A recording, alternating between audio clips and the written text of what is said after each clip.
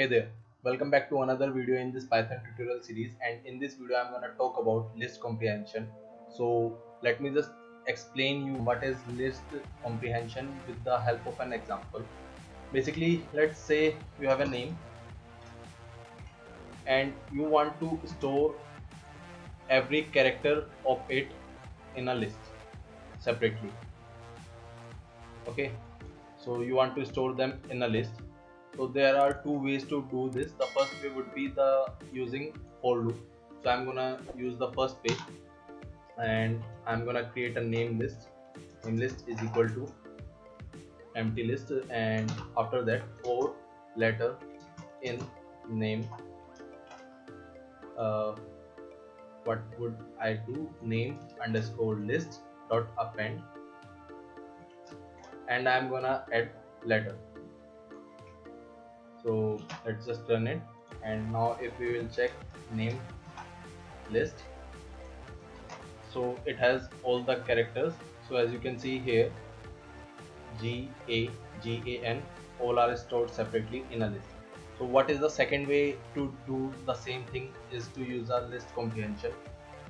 So let's say name list is equal to, first make it empty again, and name list is equal to letter for letter in name. So you can use a for loop inside a list like this, and what it is going to do, it is going to do the same thing that this code did, and this is going to be very easy and short. So this is the letter, this is the thing that we want to store in this. Now for is the keyword for letter in name. So what it is, basically in name. So it takes a letter from this name and then pass it to this letter, which is going to store it here. Again, in the next iteration it takes the second letter, then it passes to this, then this is stored as here, and so on. So this is how a list comprehension works, and it is very short, so many people prefer to use it instead of a for loop, because you don't have to write this much of a code.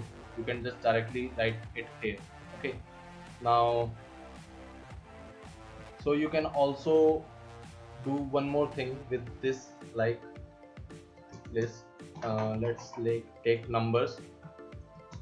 Numbers is equal to number or number in range 10.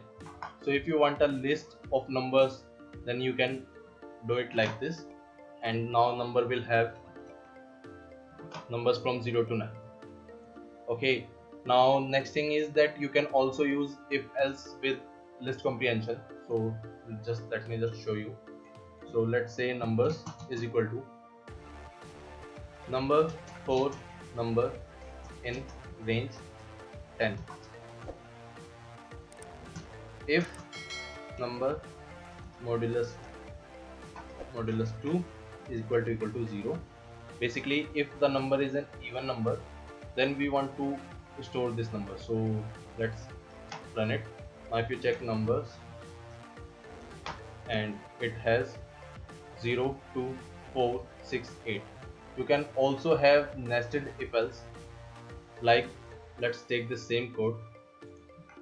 So if you want this condition and another condition, like if number modulus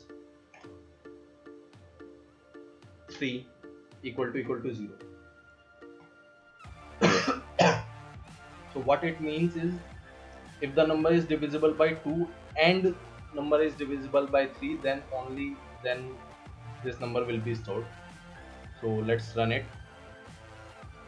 Let me just print it numbers, and it is showing 0 and 6 because these are the only two numbers that are both divisible by 2 and 3 in range 10. Okay, Now the next thing is you can also use if else. So the syntax to use if else is a little bit different, but no worries. Like, let's just take this part.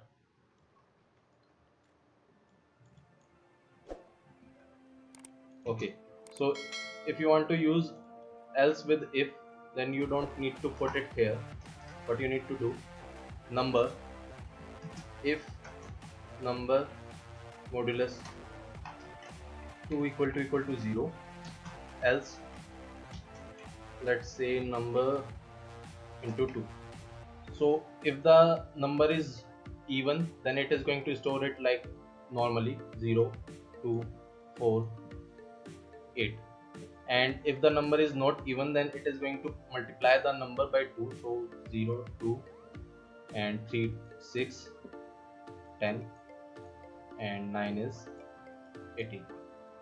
So this will be the answer of this. Now let's check numbers again.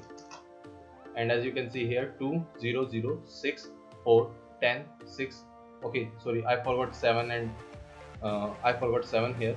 So 6 and 7 basically. So 6, 14, 8, and 18. Okay, so this was it for list comprehension, guys, and I hope that you understood the concept. You can use them very efficiently. They makes the code very small and very like very readers friendly. So if someone understands the concept of list comprehension, then they that is very helpful to use it in your program, because this thing you did just in one line, you have to make this program for like maybe 7 or 8 lines. So list comprehension is better in this way, and I hope that you understood all the concepts about list comprehension. I will see you next time. That's it for this video. Thank you for watching.